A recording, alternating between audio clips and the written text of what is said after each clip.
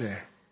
기독교 방송인 극동방송의 전화 상담 프로그램인 소망의 기도라는 프로그램이 있습니다. 혹시 들어보신 적이 있습니까? 매일 오전 11시부터 12시까지 1시간 동안 전화로 이렇게 상담을 해주고 기도해주는 순서입니다.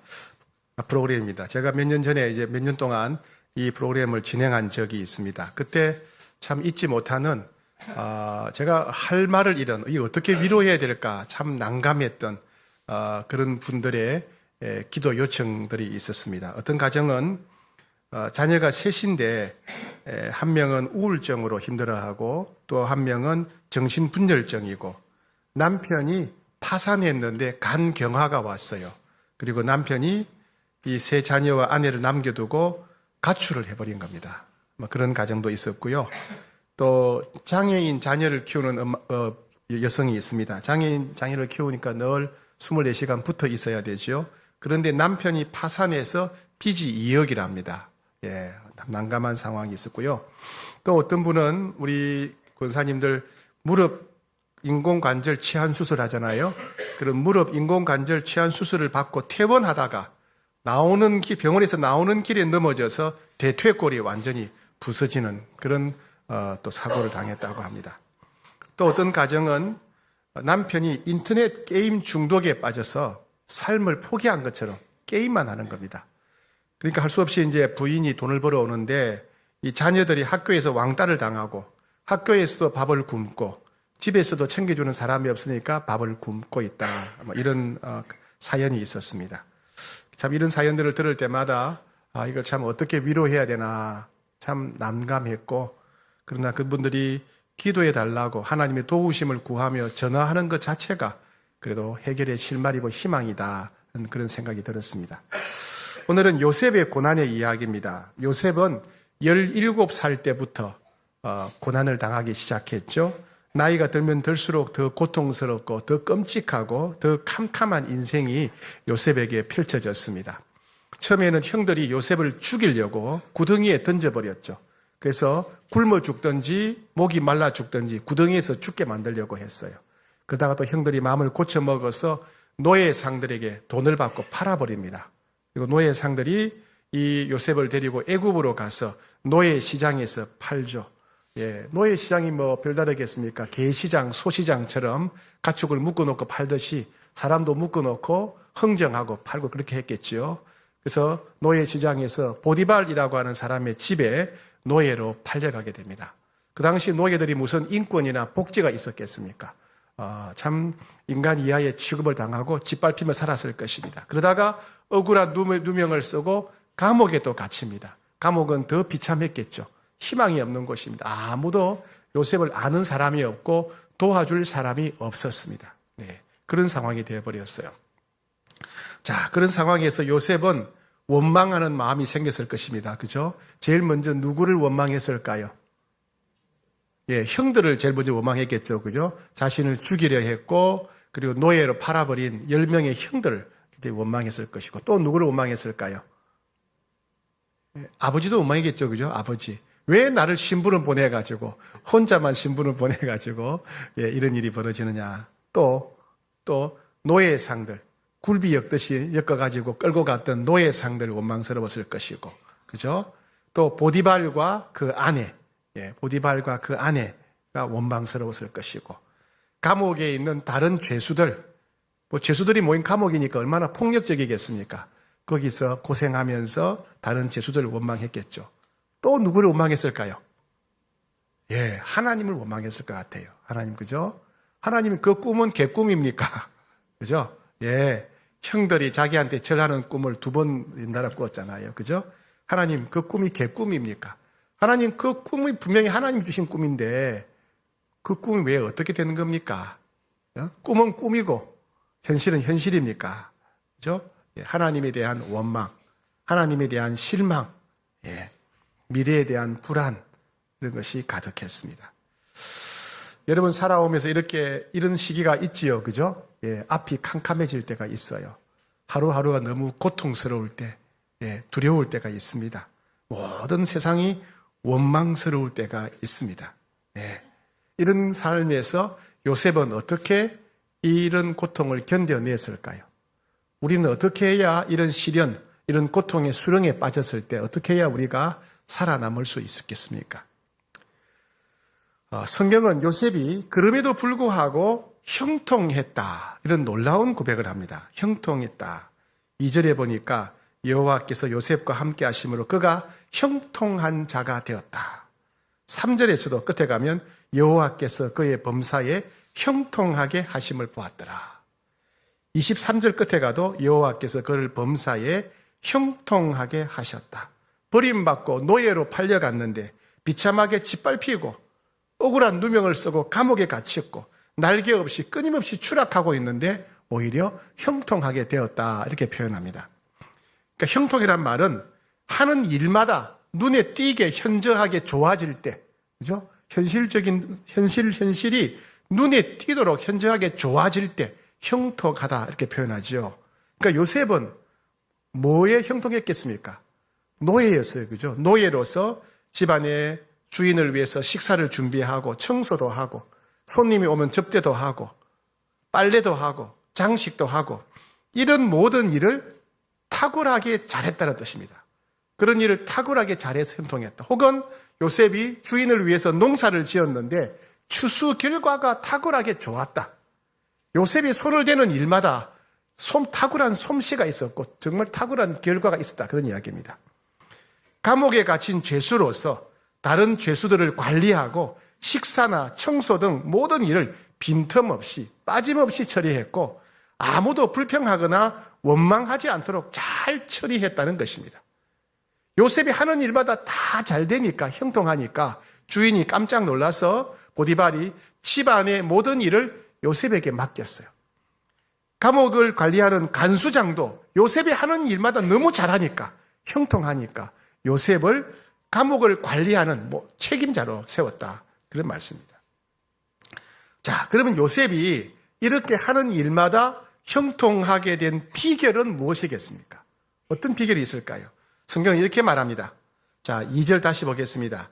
여호와께서 요셉과 함께 하심으로 그가 형통한 자가 되었다. 하나님이 함께 하셨기 때문에 형통한 자가 되어서 보디발의 집에 가게 되었다, 그런 이야기입니다. 3절, 그의 주인이 여호와께서 그와 함께 하심을 보며 또 여호와께서 그의 범사에 형통하게 하심을 보았더라. 하나님께서 함께 하셨고 하나님께서 요셉을 형통하게 하셨다는 이야기입니다. 5절, 여호와께서 요셉을 위하여 애굽 사람의 집에 복을 내리셨다. 요셉과 함께 하시는 하나님께서 복을 주셨다. 21절, 여호와께서 요셉과 함께 하시고 그에게 인자를 더하사 간수장에게 은혜를 받게 하셨다. 여호와께서 요셉과 함께 하셨고 요셉과 함께 하시는 여호와께서 은혜를 베푸셨다. 23절, 여호와께서 요셉과 함께 하심이라 여호와께서 그를 범사에 형통하게 하셨더라. 2절, 3절, 5절, 21절, 23절 반복해서 강조하는 것은 하나님께서 요셉과 함께 하셨다.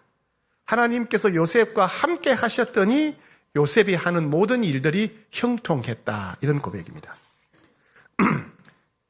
이것은 요셉이 가진 탁월한 능력 때문은 아닐 겁니다. 성경에서는 하나님께서 형통하게 하셨다, 이렇게 말합니다. 요셉은 일을 배울 수 있는 기회가 없었습니다. 그렇죠? 아버지 야곱이 다른 자녀들한테는 모든 일을 맡겼는데 요셉은 일을 할 수가 없어요. 또 옷이 불편해. 무슨 옷이었어요? 채색옷. 예. 폼 내는 데는 좋은데 일하는 데는 불편한 옷이었어요. 요셉은 어떤 일도 하지 않고 마냥 놀고 먹었습니다. 요셉이 한 일이 뭐겠어요? 주로 한 일이 잠이나 자고 꿈이나 꿨을 거예요. 그죠? 예. 잠이나 자고 꿈만 꿨을 거예요. 그러니 일을 할 수 있는 능력을 개발할 기회가 없었어요. 그런데 애굽에 가서는 그가 하는 일마다 놀라운 형통의 역사가 있었습니다. 성경은 이것이 요셉의 능력이 탁월하거나 대단해서가 아니라 하나님이 함께 하셨기 때문에 이런 일이 일어났다고 고백합니다. 하나님이 함께 하셨기 때문에 요셉이 형통했다. 요셉과 함께 하시는 하나님이 요셉으로 하여금 형통하게 하셨다, 이렇게 성경에서는 기록하고 있습니다. 그래서 우리는 오늘 이 말씀을 통해서 도대체 하나님이 함께 하신다는 것이 무슨 뜻인가? 두 번째, 하나님이 함께 하실 때 우리 삶에는 어떤 일이 일어나는가? 세 번째, 그렇다면 우리가 하나님이 함께 하심을 누리는 비결이 무엇일까를 함께 살펴보고자 합니다. 첫 번째는 하나님이 함께 하신다는 뜻이 무엇일까요? 하나님이 함께 하신다는 것은 단순히 하나님이 살아계시다 이런 뜻이 아닙니다. 하나님이 나와 동행하신다, 하나님이 나를 돌보신다, 하나님이 나를 보살펴 주신다, 내가 중요한 결정을 할 때 하나님이 나를 인도해 주신다, 하나님께서 나를 포기하지 않으시고 나를 보호하시고 인도하신다 하는 것을 하나님이 함께 하신다 이렇게 표현합니다. 요셉은 노예였지만은 혼자가 아니었어요. 사람들은 다 그를 버렸지만은 하나님은 요셉을 버리지 않고 함께 하시고 인도하셨습니다.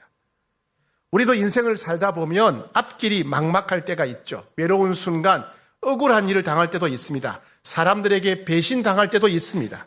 낙심하고 절망할 때도 있습니다. 우리에게 중요한 것은 내 상황이 어떠한가 보다도 하나님이 나와 함께 하시는가, 이게 더 중요합니다.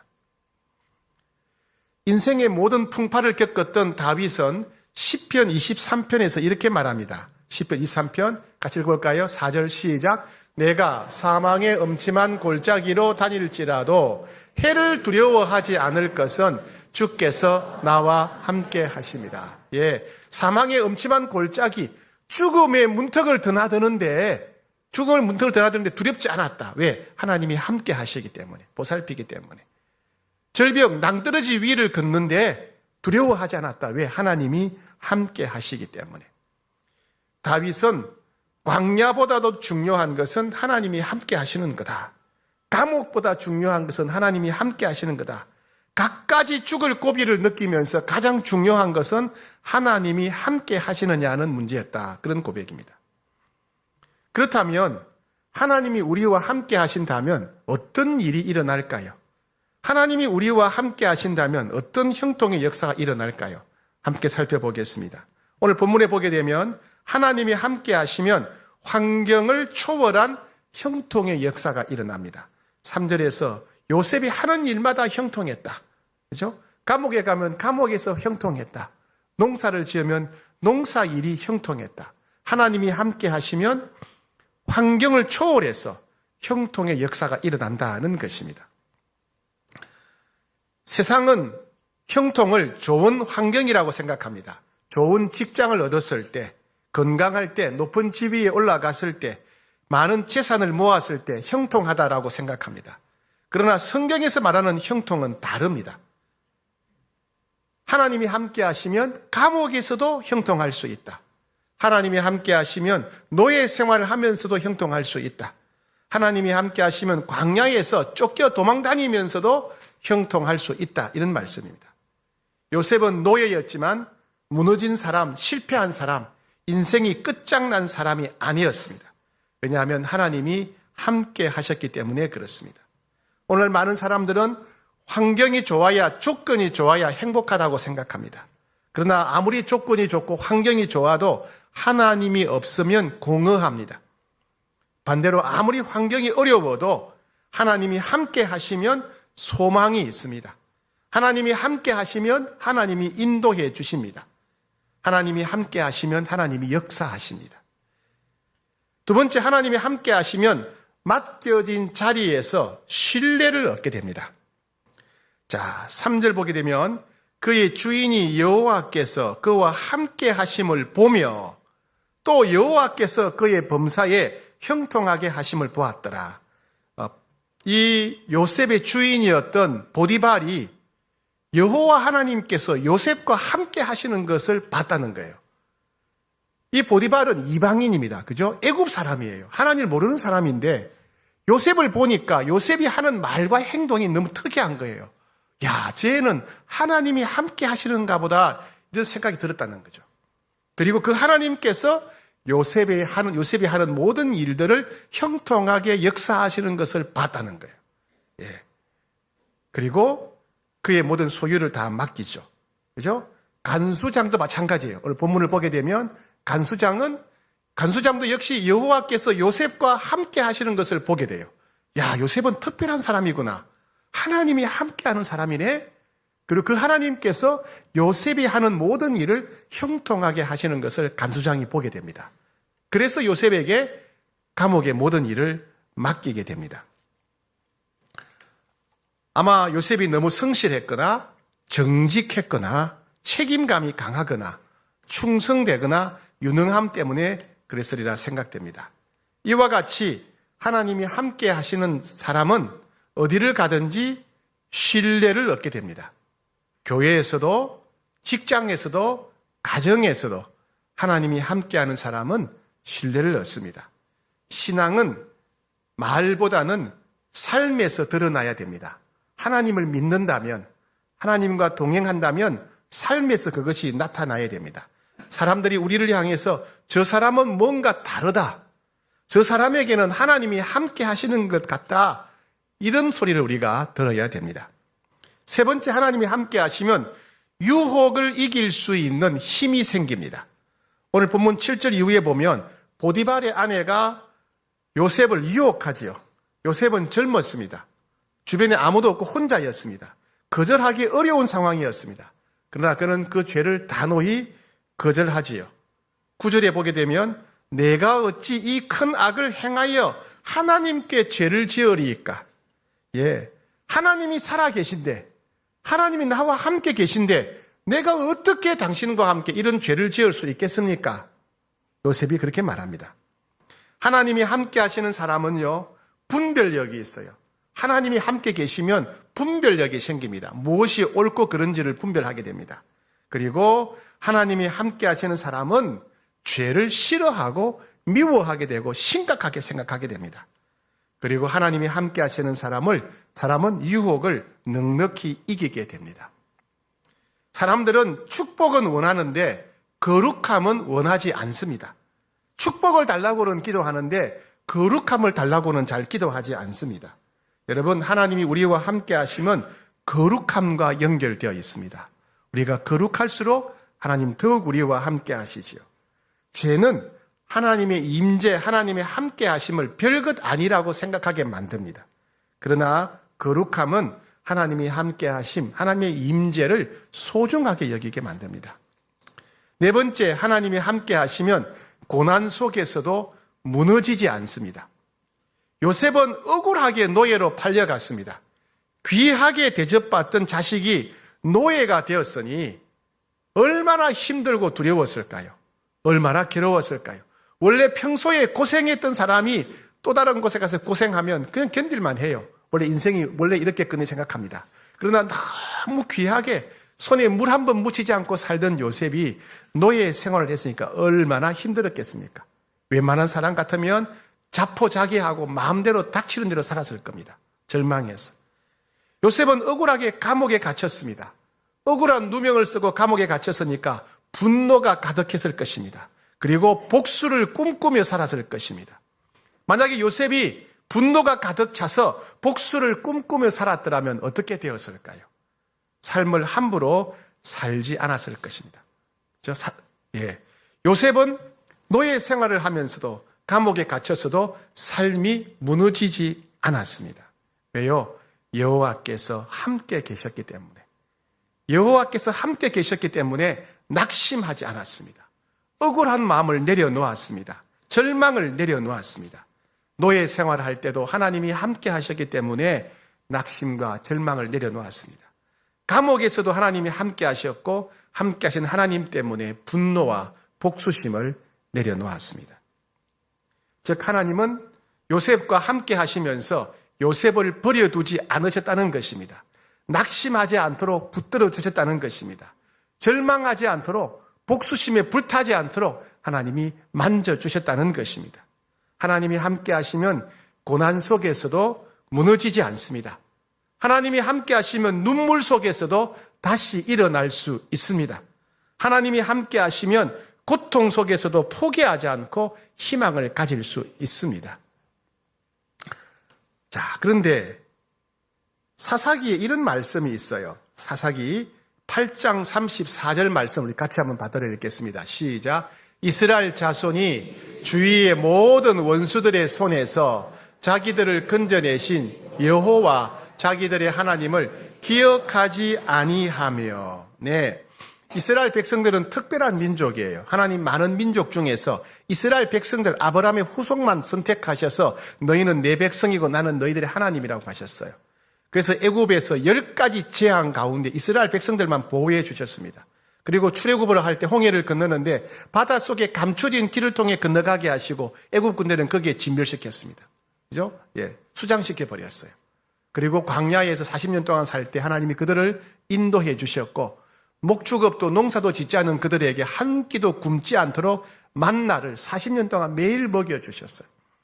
그들에게 약속한 대로 가나안 땅을 주셨고 주변 모든 민족들을 물리치게 하셨어요. 그런데 이스라엘 백성들이 그 하나님을 기억하지 않았어요. 살아계신 하나님, 함께 하신 하나님을 기억하지 않고 잊어버렸어요. 하나님이 멀리 떠나신 건 아닙니다. 그죠? 하나님은 늘 이스라엘 백성들과 함께 계셨어요. 하나님은 무소부재하시니까 하나님은 언제 어디서나 함께 하십니다. 하나님이 떠나신 것이 아니라 하나님은 여전히 변함없이 이스라엘 백성들과 함께 하셨는데 문제는 뭐냐면 이스라엘 백성들이 하나님을 잊어버렸다는 거예요. 여호와 자기들의 하나님을 기억하지 않았다. 하나님을 잊어버렸다는 거예요. 하나님을 기억하지 않았어요. 하나님을 기억하지 않으면 세상에 내가 혼자 있는 거예요. 무슨 일을 만나든지 내가 감당해야 되는 거예요. 하나님이 함께하지 않으니까 인생을 혼자 살아야 되는 거예요. 예. 하나님을 기억하지 않은 게 문제였어요. 그래서 우리는 기도 제목을 바꿔야 돼요. 하나님 나와 함께해 주십시오. 이런 기도를 할 필요가 없어요. 왜요?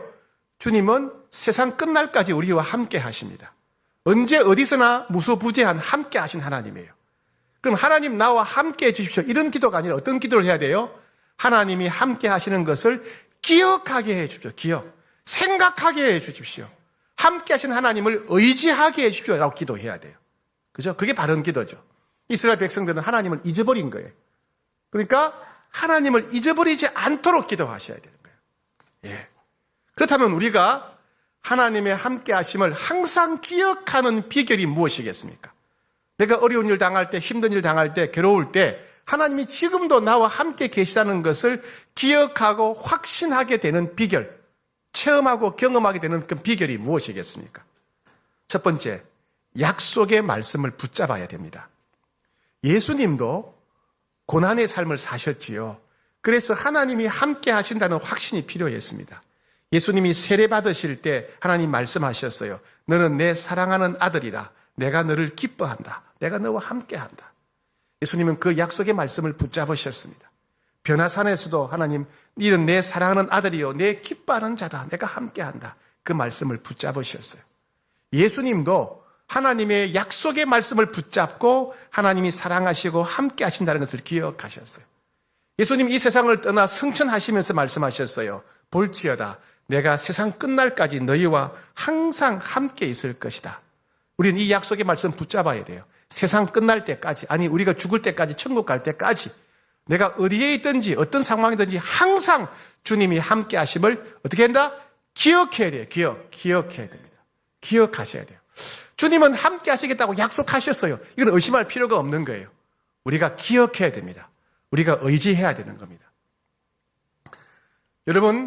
여러분들을 만나려면, 제가 여러분들을 만나려면 여러분 집에 찾아가면 되지요. 여러분 집에 안 사세요? 여러분 집에 사시지요, 그죠? 예, 여러분 집에 가면 제가 여러분 만날 수 있어요. 대통령을 만나려면 어디 가면 돼요? 요즘 청와대에 삽니까? 전 잘 몰라가지고. 하여튼 대통령 집, 예. 대통령을 만나려면 대통령 집에 가면 돼요, 그죠? 뭐 청와대도 어디든지 간에 대통령 집에 가면 대통령 만날 수 있어요, 그죠? 하나님을 만나려면 어디 가야 돼요? 하나님의 집에 가야 돼요, 하나님의 집. 고린도전서 3장 16절에 너희는 너희가 하나님의 성전인 것을 알지 못하느냐? 너희는 너희가 하나님의 성전이다. 너희가 예수 믿는 순간 성령 하나님 오셔서 우리를 거룩한 집, 성전으로 삼으셨다. 그러니까 예수 믿는 순간 하나님 우리를 깨끗하게 하시고 거룩한 집, 성전이 되게 하시고 주님이, 성령님이 항상 우리 안에 거하신다고 그랬어요. 그러니까 나에게는 항상 성령님이 함께 하시는 거예요. 그죠? 성령님 함께 해주세요. 이런 기도할 필요가 없어요. 우리가 성전이고, 여기가 집이에요, 집. 성령 하나님이 거하시는 집이에요, 집.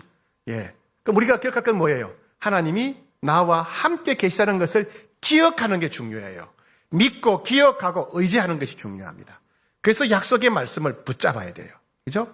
붙잡아야 돼요. 세상 끝날까지 항상 함께 하겠다.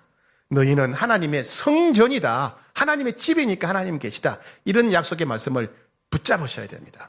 두 번째, 우리가 하나님을 기억하려면요. 하나님이 함께 하심을 기억하려면 어떤 상황에 있더라도 찬송을 불러야 돼요. 찬송. 시편 22편 3절에 시편 23편 같이 시작. 이스라엘 자손의 찬송 중에 계시는 주여, 주는 거룩하시니이다. 자, 잘 보세요. 이스라엘의 찬송 중에 계시는 주, 이 말씀은 1번 이스라엘 백성들이 찬송할 때 하나님이 찾아오신다.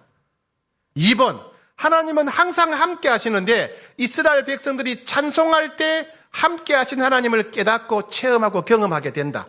1번이요, 2번이에요? 진짜 2번이에요? 진짜예요? 자신이 없어요, 이렇게. 다시.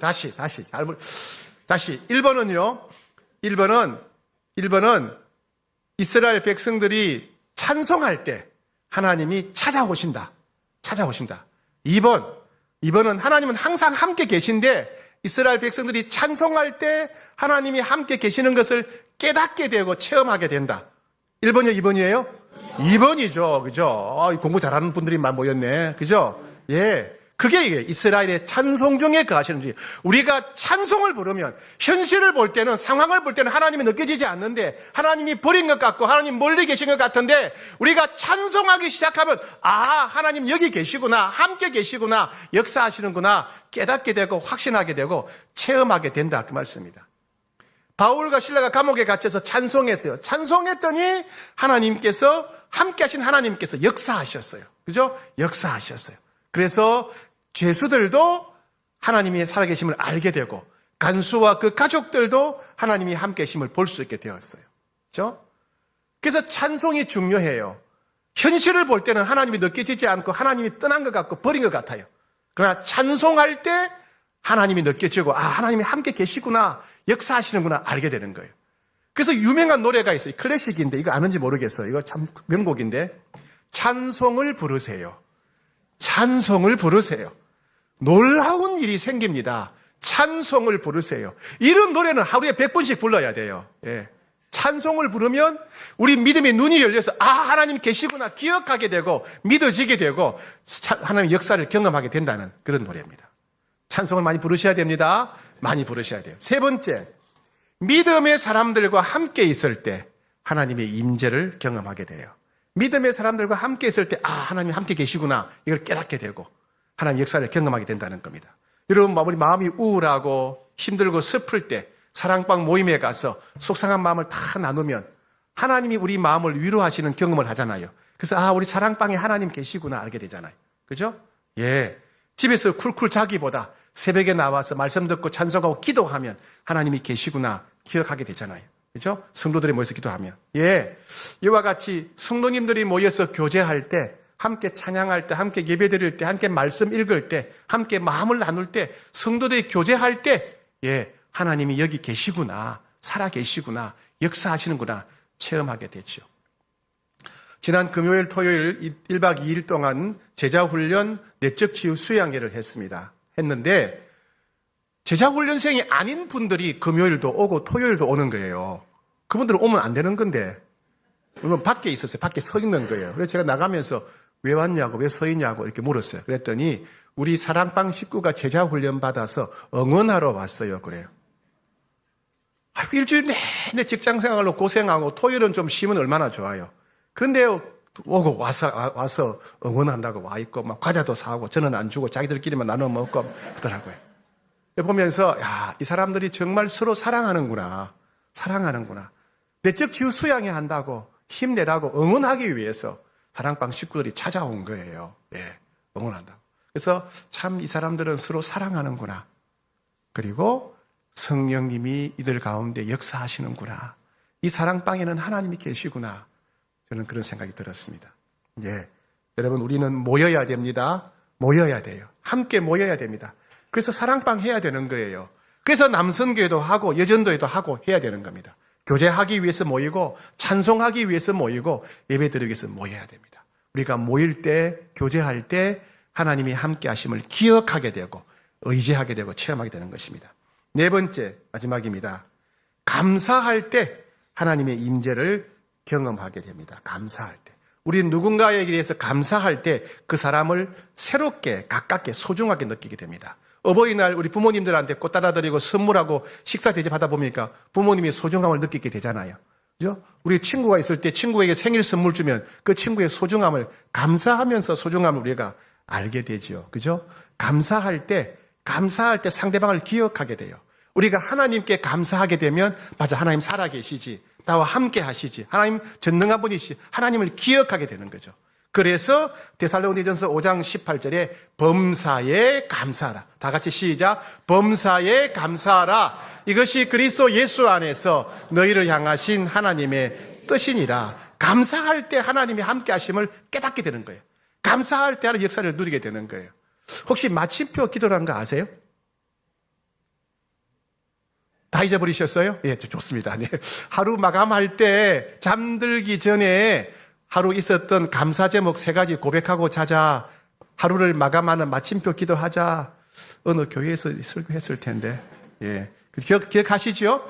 네, 어느 집사님이, 아니, 목사님 뭐 이런 걸 시키나. 그래가지고 억지로 숙제했대요, 숙제. 그래서 그날 있었던 감사 제목을 나누는 고백을 했는데 깜짝 놀란 거예요.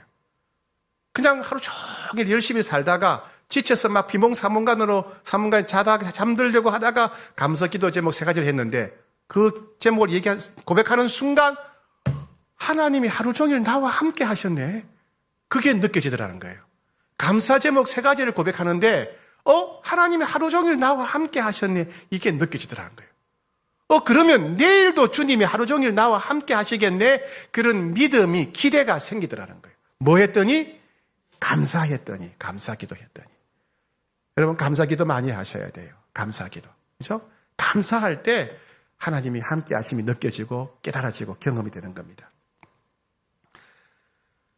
말씀을 정리하겠습니다. 여러분, 이스라엘 백성들은 아까 참 특별한 민족이라고 했어요. 하나님이 많은 민족 중에, 지구상에 있는 수많은 민족 중에 하나님이 이스라엘 백성들, 아브라함 후손들만 선택하셔 내 백성이라 하고 나는 너희들의 하나님이라고 그러셨어요.